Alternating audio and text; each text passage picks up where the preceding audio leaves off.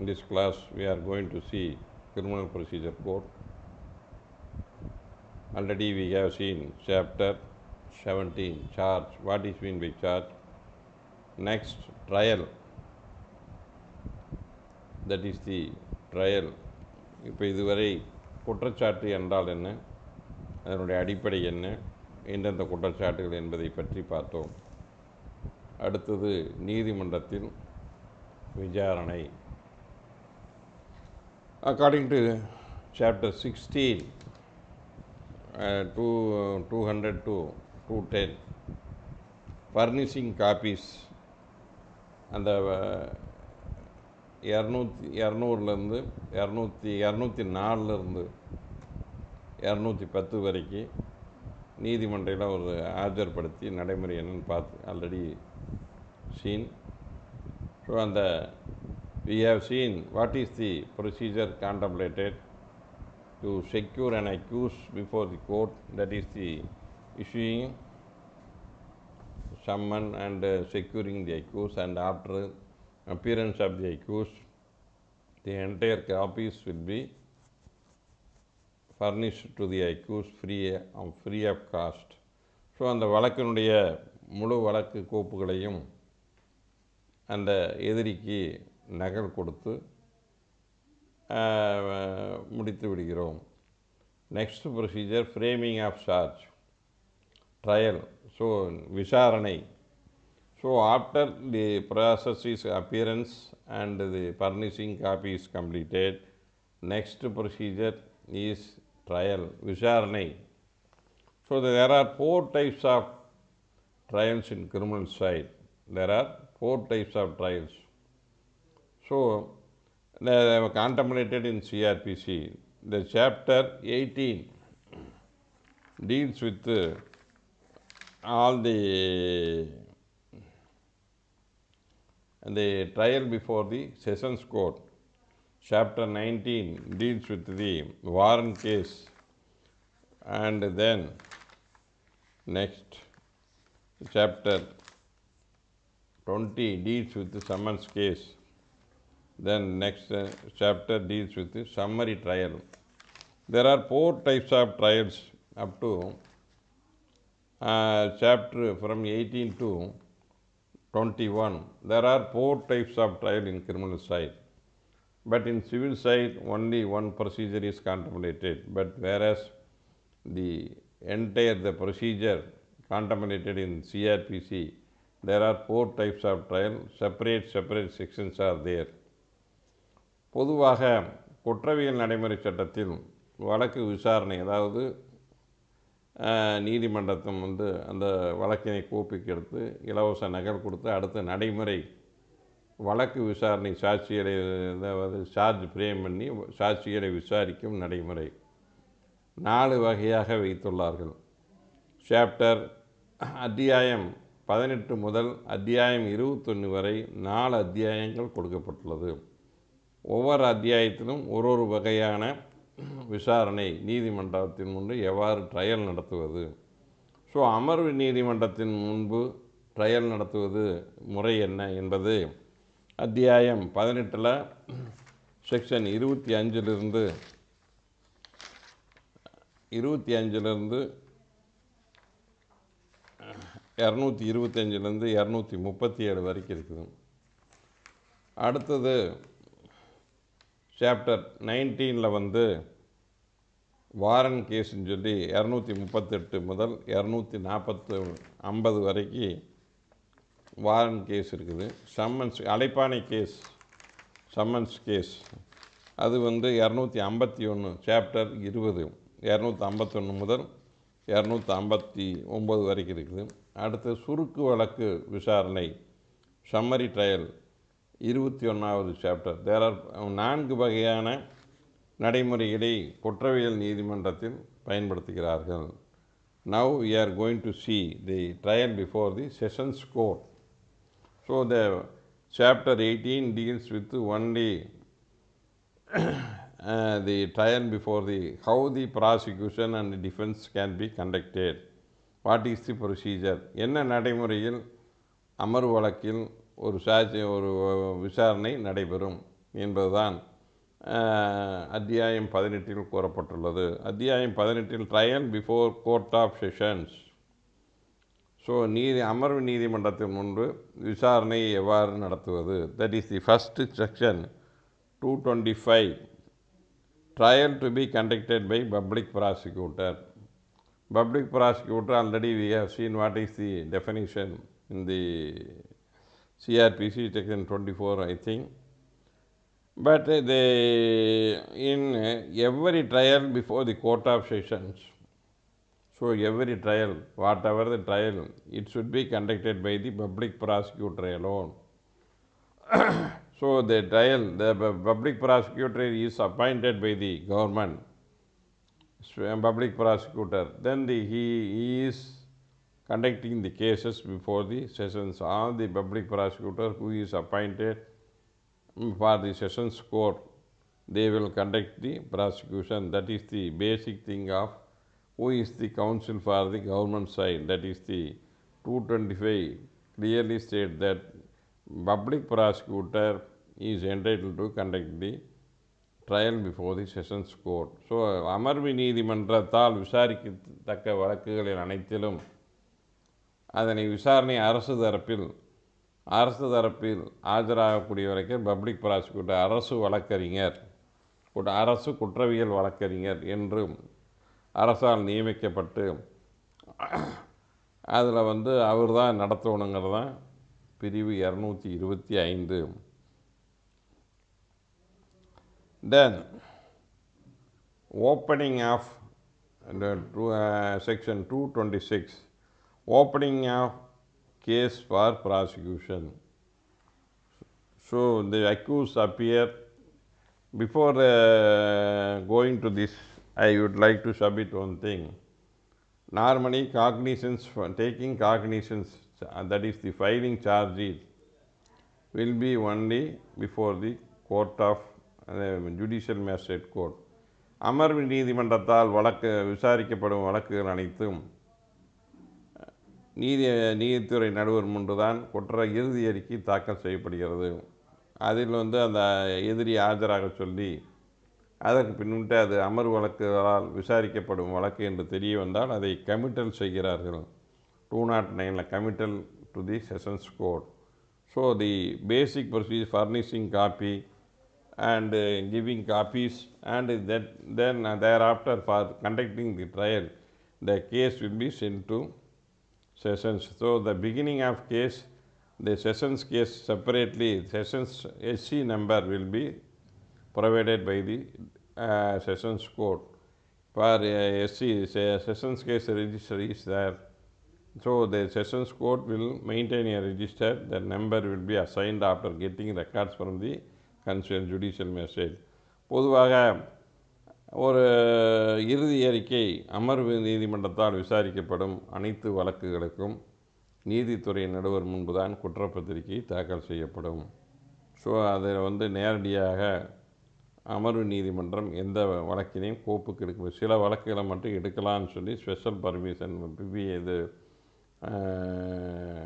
SC ST ஆக்டில் அவர் பண்ணலான் இருக்கு நேரடியாக காக்னிசன்ஸு. Otherwise, taking cognizance is prohibited under CRPC. So அமர்வு நீதிமன்றம் ஒரு வழக்கினை கோப்பிற்கு எடுக்காது. அது கீழமை நீதிமன்றத்திலிருந்து கமிட்டலான வழக்குகளை மட்டும் விசாரிக்கும். ஸோ அப்பியரன்ஸ் செஷன்ஸ் வழக்கு நீதித்துறை நடுவர் முன்பு தாக்கல் செய்து அது வழக்கு பிஆர்சியை எடுத்து அதுக்கு காப்பீஸ் கொடுத்து அதற்கு பின்னிட்டு விசாரணைக்காக அமர்வு நீதிமன்றத்துக்கு அனுப்பும் நடைமுறை 209 CRPC. So that is the beginning. After bundle is received by the sessions court, the prosecution starts the opening of ஆரம்பிக்கிறது. யார் ஆரம்பிக்கிறது? That is the prosecution. அரசு தரப்பு வழக்கை எவ்வாறு ஆரம்பிப்பது என்பதுதான் 226. How to open the case. When accused appear is brought before the court in pursuance of commitment of the case under 209 CRPC. So 209 படி ஒரு கேஸை நீதித்துறை நடுவர் கமிட்டல் செய்து அனுப்பிய பின்னிட்டு அந்த எதிரி இப்போ கஸ்டடியில் இருக்கிறாருன்னா he will be produced by the jail authority. Otherwise, he is on bail, he has to appear before the sessions court. That is the procedure contemplated. So then the appeals appear or is brought before the court in pursuance of committal case. So அந்த committal ஆன ஒருபாடு கஸ்டடியிலேயே வச்சு committal பண்ணால் அப்படியே கஸ்டடியிலேயே வந்து பெயிலில் போகாத இருந்தானா அப்படியே வச்சு செஷன்ஸ் கோர்ட்டில் ஆஜர்படுத்துவாங்க, அப்படியே ஜெயிலில் வச்சு. இல்லை ஏற்கனவே ஜாமீன் இருந்திருந்தாருன்னா அவரை வந்து கீழமை நீதிமன்றத்தில் செஷன்ஸில் போய் இந்த தேதியில் ஆஜராகுன்னு சொல்லி ஒரு உத்தரவிட்டு கமிட்டல் ஆகிறப்ப இந்த தேதியில் போய் ஆஜராகுன்னு சொல்லுவாங்க. அந்த தேதியில் போய் ஆஜராக வேண்டும். அங்கே போய் செஷன்ஸில் வழக்கு கோப்பு எடுத்து அதற்கு பின்னிட்டு கீழமை நீதிமன்றத்துக்கு இந்த டேட்னு ஹியரிங் டேட் சொல்லுவாங்க. அந்த டேட்டில் கீழமை நீதிமன்றம் நீங்கள் இத்தனாம் தேதி போய் செஷன்ஸில் அப்பியர் ஆகுன்னு ஒரு டைரக்ஷன் கொடுப்பாங்க. That is the lower court, the magistrate court will be informed the hearing and data given by the sessions court. Then the magistrate will direct the accused to appear before the sessions court on particular date of hearing fixed by the sessions court. Then upon appearance, the first hearing and the prosecution shall open the case by describing the charge brought against the accused and stating what are the evidence. So, என்ன குற்றச்சாட்டு, what is the charge it filed, what is the final information, what is the offence committed by the concerned accused. Suppose he has committed an offence under 302. The person accused has committed the offence under section 302. These are the mode of commission of offence. These are the evidence are available. So, upon which the prosecution relying. So, these are the details of the case will be put forth by the public prosecutor. So ஒரு அரசு வழக்கறிஞர் என்பவர் அந்த எதிரி ஆஜரான பின்னிட்டு அவர் மீது என்ன குற்றச்சாட்டு, இப்போ கொலை குற்றம்னா 302 மீது எதிரி மீது குற்றச்சாட்டு சாட்டப்பட்டுள்ளது. அவருக்கு வந்து இந்த முறையில் அவர் கொலை செஞ்சார், அதற்கு என்னென்ன சாட்சியங்கள், கண்ணுற்ற சாட்சியங்கள் என்ன அல்லது சர்க்கம்ஸ்டன்ஷியல் சூழ்நிலை சாட்சியங்கள் என்னென்ன சாட்சியங்கள் அவருக்கு எதிராக உள்ளது, இந்த சாட்சியங்கள் அடிப்படையில் அரசு தரப்பு அமைந்துள்ளது என்பதை அரசு வழக்கறிஞர் நீதிமன்றத்திற்கு உரைக்க வேண்டும். That is the beginning of sessions trial. Then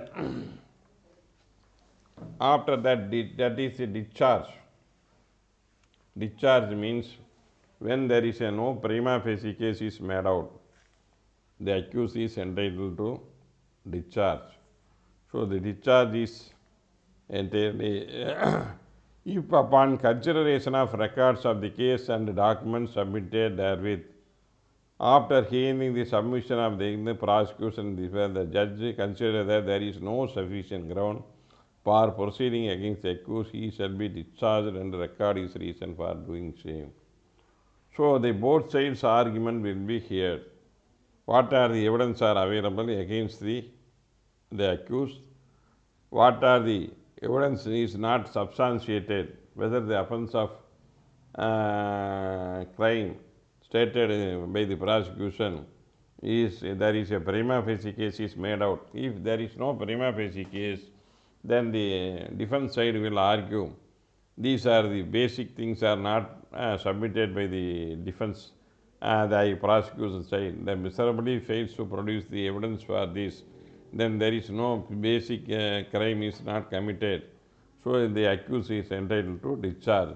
so அந்த மாதிரி டிஃபென்ஸ் கவுன்சில் வந்து இன்னென்ன இந்த குற்றமே வந்து இன்னென்ன சங்கதிகள் நிரூபிக்கப்படலை, அதனால் எதிரி மீதான குற்றத்தை வந்து வலுவானதாக இல்லை, ஆகவே எதிரி மீதான 302 இருக்கிற ஆவணங்களை வைத்து, that is the only with regard to the documents filed by the prosecution on the basis of அரசு தரப்பில் என்னென்ன ஆவணங்கள் தாக்க அதை மட்டும் வச்சு தான் டிஸ்சார்ஜ் கேட்க முடியும்.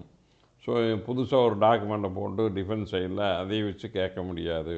So that is the basic things. Upon the documents filed by the prosecution, when there is no case is made out and the prima facie is not made out, the accused will be discharged. That is the mode of discharging the accused. அந்த மாதிரி ஆரம்ப வழக்கு மூலமே இல்லை.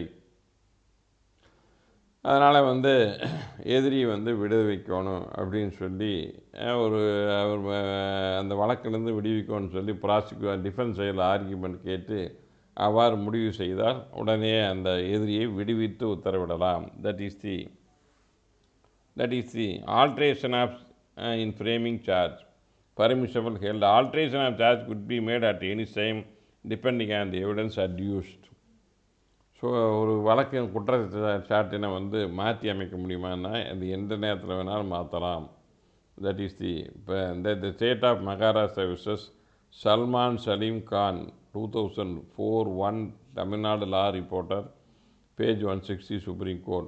Criminal proceedings quashing. It has been held the evidence adduced in this case against all the accused is inseparable and indivisible, and that being the petitioner cannot be treated differently on the basis of said evidence of few matter. There is no prospective for case ending in conviction against the petitioner, value estate for holding only the and for completing the procedure, pronounce the conclusion future date. It is almost that trial would be exercise fertility of share and waste of it is advisable tranquilate and shift the proceedings at the stage of 227 itself. Tamil Maran versus State 2007 One Law Weekly Criminal page 514 equivalent citation 2007 1 MLJ Criminal page 1334. That is the case law. அதை வந்து அந்த அடிப்படை வழக்கை இல்லை 227 invoke பண்ணி அக்யூஸ்டை விடுவிக்கலான்னு சொல்லி சென்னை உயர்நீதிமன்றம் உத்தரவிடுகிறது. Discharge dismissal of application revision against. ஒரு டிஸ்சார்ஜ் பெடிஷன் ஃபைல் பண்ணுறாங்க, அந்த டிஸ்சார்ஜ் பெடிஷனை டிஸ்மிஸ் பண்ணிடுறாங்க, அதுக்கு மேலே ரிவிஷன் பண்ணுறாங்க. அதில் என்ன சொல்கிறாங்கன்னு பார்ப்போம்.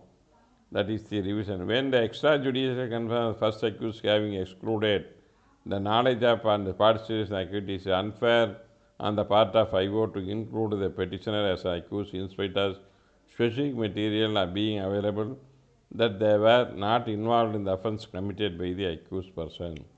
So, and Sigamani and others versus State 2010 2 Law Weekly Criminal page 998. அதில் என்ன சொல்கிறாங்கன்னா, when extrajudicial consent of first accused, ஒரு முதலாவது எதிரி வந்து ஒரு எக்ஸ்ட்ரா ஜுடிஷியல் கன்ஃபெஷன் ஒப்புதல் வாக்குமூலம் கொடுத்துருக்கிறார். Has been excluded knowledge of or any participation of the accused. அவர் வந்து அதிலேருந்து அவருக்கு வந்து அதில் பார்ட்டிசிபேஷன் பண்ணினாருங்கிறது தெரிய வரல. இட் இஸ் அன்ஃபேர் அந்த ஐஓ. அப்படி இருந்து அவர் எக்ஸ்ட்ரா ஜுடிஷியல் கன்ஃபெஷனை வச்சு பார்த்தோம்னா அது வேலை வர்றதில்ல. ஆனால் அது ஒரு பேரை சேர்த்தது தப்புன்னு சொல்லி அந்த வழக்கில் டிஸ்சார்ஜ் வந்து அலோவ் பண்ணுறாங்க, dismissal. So that is the discharge framing of charge without material. அதே வெரி சேம் கேஸ்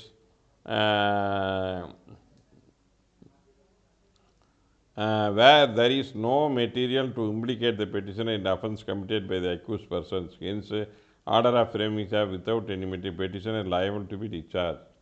ஸோ அவர் மேலே எந்த குற்றச்சாட்டும் இல்லை மற்ற எதிரியோட கம்பேர் பண்ணல, அதனால் அவரை வந்து விடுவிக்கலான்னு சொல்லி எபோசெட் கேஸ்லா Sigamani and others versus state 2010 3 Madras weekly notes criminal equivalent citation 2011 1 MLJ criminal page 345. That is the basic how to discharge.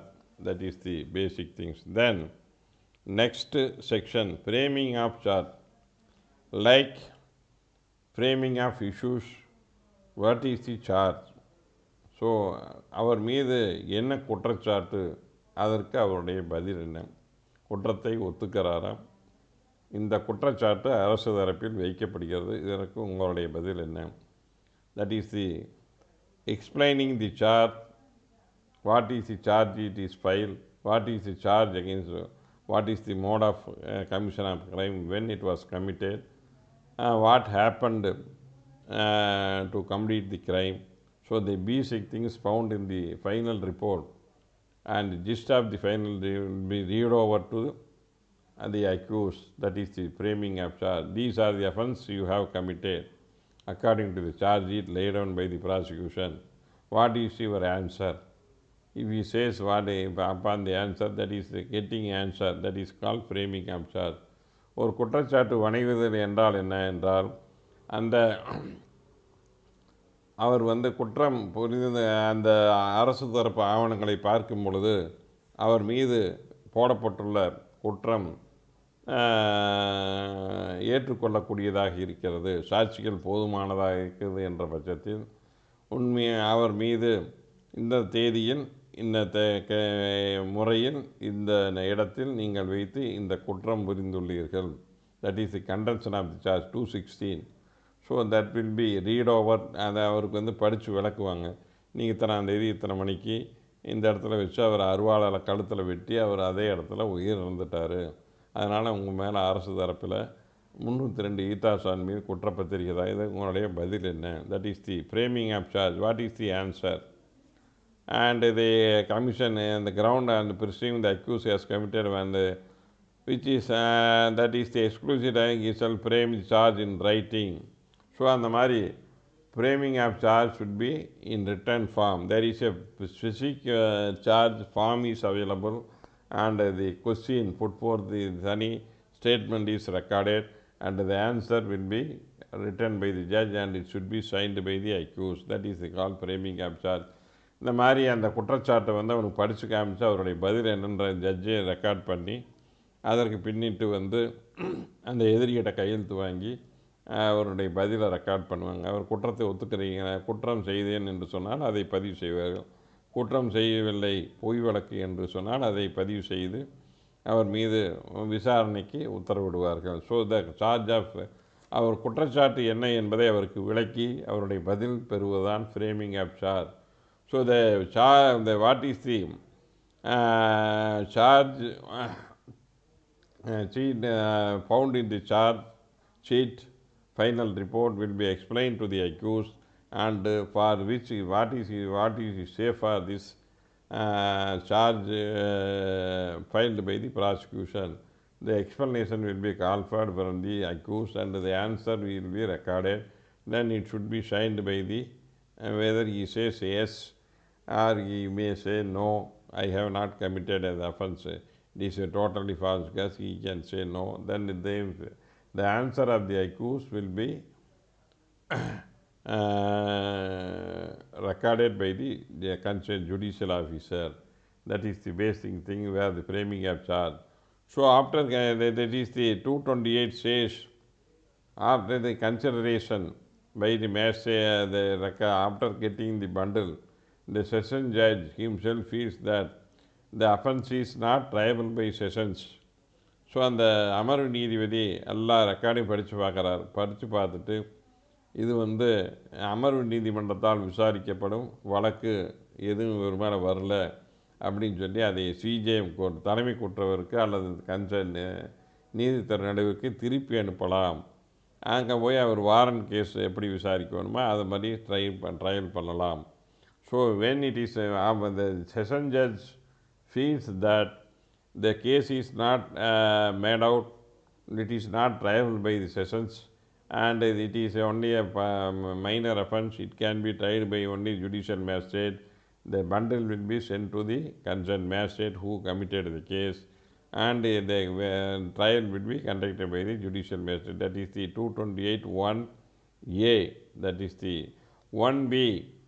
If it is a session judge feels that is offense is committed, it is triable by only sessions court, then the charge will be explained and answer will be obtained from the accused. அந்த மாதிரி அமர்வு நீதிமன்றத்தால் விசாரிக்கத்தக்க குற்றத்தை புரிக்க முடியும் என்றால் அந்த குற்றச்சாட்டினை அவருக்கு விளக்கி அவர் பதிலை பெற்று பதிவு செய்வதுதான் சார்ஜ் ஃப்ரேமிங் என்று பெயர். So where judge framing any charges class B of subsection charge will be read over and explained to the accused. What I said, read and explain to the accused. So அந்த குற்றச்சாட்டை அவருக்கு படித்து அவருக்கு விளக்கி the accused will be asked whether he pleads guilty or charge claim to be tried. இந்த குற்றத்தை ஒத்துக்கொள்கிறீர்களா அல்லது இந்த வழக்கினை நடத்த வேண்டுமா? பொய் கேஸ் என்றால் நடத்த வேண்டும், ஆம் என்றால் நடத்த தேவையில்லை. So the answer from the accused will be taken into account by the court. So that is the basic things. Whether he accept the crime, அந்த குற்றத்தை ஒத்துக்கொள்கிறார். அரசு தரப்பில் இந்த குற்றம் உங்கள் மீது கொலை குற்றம் சாட்டப்பட்டுள்ளது 302ல், இதற்கு நீங்கள் என்ன பதில்? கொலை குற்றத்தை ஒத்துக்கொள்கிறீர்களா என்றால் ஒத்துக்கொண்டேன் என்றால் உடனே அதை பதிவு செய்யப்படும். நான் ஒத்துக்கொள்ளவில்லை, இது பொய்யானது என்று சொன்னால் உடனடியாக விசாரணைக்கு, சாட்சி விசாரணைக்கு நீதிமன்றம் வழக்கினை ஒத்திவைக்கும். That is the basic procedure. That is the framing of charge. Comments. It has been held that the magistrate has considered the material at the time of framing charge. He will pass a necessary order if according to trial by court of sessions. இந்த அமர்வு ஒரு framing of charge பண்ணியே இது வந்து he will pass necessary order if according to him in the case is triable by court of sessions. இந்த வழக்கு committal ஆர்டர்லேயே போடணும்.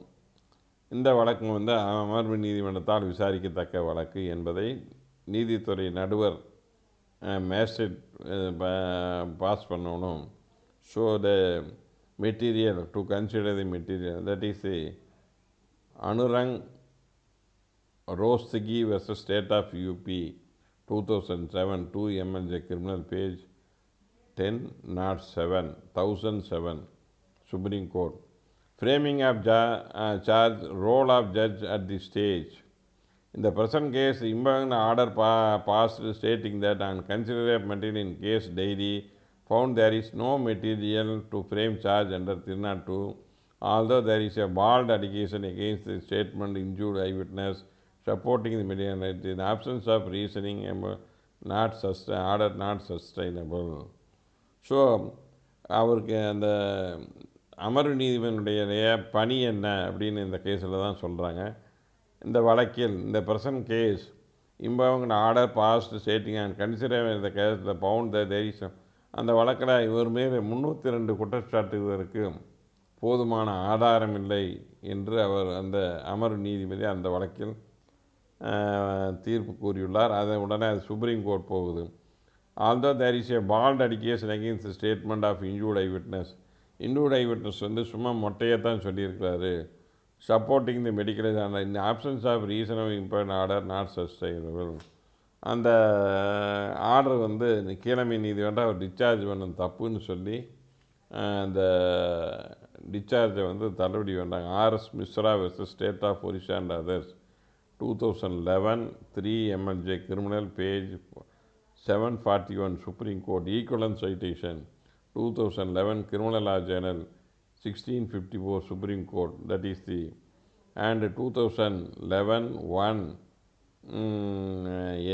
AIR Supreme Court, page 1103. That is the basic thing. Then the conviction and plea of guilty. இப்போ வந்து accuse ஆமாம் நான் மேலே கொலைக்கட்டத்தை ஒத்துக்கிறேன்னு சொல்லி ஒத்துக்கொண்டால் அடுத்து என்ன நடைமுறை? So when the accused accept the crime, yes I have committed the crime, then he admit the offence, pleads guilty, that is the, அவங்க ஆமாம் குற்றத்தை ஒத்துக்கொள்கிறேன், that is the pleads guilty. Pleadings means அவர் ஒத்துக்கொள்ளுதல். அவர் shall record the plea and may in the convict him thereon, அந்த மாதிரி ஒத்துக்கொண்டால் அந்த ஒத்துக்கொண்டதை வைத்து தண்டனை விதிக்கலாம். That is the basic things for conviction. So if the accuse pleads guilty, the judge shall record the plea and convict the thereon. So அந்த வழக்கில் அவரே ஒத்துக்கிட்டாரு அப்படின்னு சொல்லி அவருக்கு தண்டனை அளிப்பதற்கு நீதிபதிக்கு சகல அதிகாரம் உள்ளது. 229. Then next, then the framing of charge is over. Then the case is for fixed for the examination of the witness. சாட்சிகளை விசாரிப்பதற்காக வழக்கு ஒத்திக்கப்படுது. Right to begin, already we have seen. Right to begin யார் வழக்க ஆரம்பிக்கிறதுனா, எப்பொழுதுமே குற்றவியல் வழக்கில் public அரசு தரப்பில் தான் சாட்சிகளை முதலில் விசாரிக்க வேண்டும். ஸோ அதுதான் இப்போ வந்து procedure. 230 date for prosecution evidence. So என்ன தேதியில் அரசு தரப்பு சாட்சிகளை விசாரிக்கப்படுகிறது என்பது நிர்ணயம் செய்யப்படும். If accused refuse to plead or does not plead and claim to be tried, he is not convicted and true trial shall fix a date for examination of witness. Accused வந்து அந்த ப்ளீடே பண்ணல, நான் ஒத்துக்கலைங்கிறாரு, குற்றச்சாட்டை மறுத்துட்டா இந்த நீதிமன்றம் சாட்சிகள் அரசு தரப்பு சாட்சியை விசாரிக்க வழக்கினை ஒத்தி வைக்கலாம். Shall fix the examination of fitness. May an application of prosecution issue process for compelling utterance of and production of any document or things. Then the public prosecutor is entitled to file an application. These are the persons summons can be issued. So and the documents can be called for, and upon the application the session judge will pass order to bring utterance and serving of summons, and the witness will be brought before the court for examination purpose or any document which is required to prove the case. Then the order to produce the witness to produce the document. ஒரு சாட்சியை விசாரிக்க வேண்டும் என்று சாட்சிகளுக்கு summon அனுப்ப உத்தரவிடலாம். அதே போன்று ஆவணம் தேவைப்படுவது இங்கு இருக்கிறது என்று சொன்னால் அந்த ஆவணங்களை தருவிப்பதற்கு நீதிமன்றம் உத்தரவிடலாம். That is the 230 of CRPC. So that is the before date of prosecution. So the court அரசு தரப்பு சாட்சிகளை விசாரிப்பதற்கு நீதிமன்றம் வழக்கினை ஒத்தி வைக்கும். இந்த சாதி எண்ணிக்கை இப்போ வந்து ஒரு 20 witness are there in Tamil Nadu practice. If there are 20 witness, main witness will be examined on the first day and the number of witness will be assigned. Main witness were examined 1 to 5 or 1 to 10 or 1 to 6, depends upon the nature of the statement. And for one day how many witnesses can be examined, that is the depends upon the number of witnesses. Each and every day, day by day, the trial will be fixed and the summons will be issued to produce the document on the side of the prosecution. So அரசு தரப்பில் வந்து சாட்சியை விசாரிக்க வேண்டும் என்று தமிழ்நாடை பொறுத்தளவு நீதிமன்றத்தில் ஒரு நாட்கள் குறிப்பாங்க. ஒரு 3 நாள் 4 நாள். எத்தனை விட்னஸ் இருக்குது, ஒரு நாளைக்கு 5 விட்னஸ், ஒரு நாளைக்கு 6 விட்னஸ்ஸு, மெயினான அனைத்து சாட்சியங்களையும் போட்டு நீதிமன்றம் இந்தந்த தேதியில் இந்தந்த அரசு தரப்பு அரசு தரப்பு சாட்சிகளை விசாரிக்க உத்தரவிட்டு நீதிமன்றம் can pass an order to conduct the case. So இந்தந்த தேதியில் இந்தந்த சாட்சியினுடைய விசாரணை அடுத்தடுத்த நாள் போட்டு விசாரித்து அந்த வழக்கை விசாரிப்பதற்கு உத்தரவிடுவார்கள். So the session judge will fix the trial date and for day by day how many number will be examined. To know the defense counsel what are the witness will be produced on the day of particular days, so first day, second day and third day. So these are the procedure contemplated in CRPC to fix the trial before the Court of Sessions. Thank you for watching. If you like it, you can comment it, you can put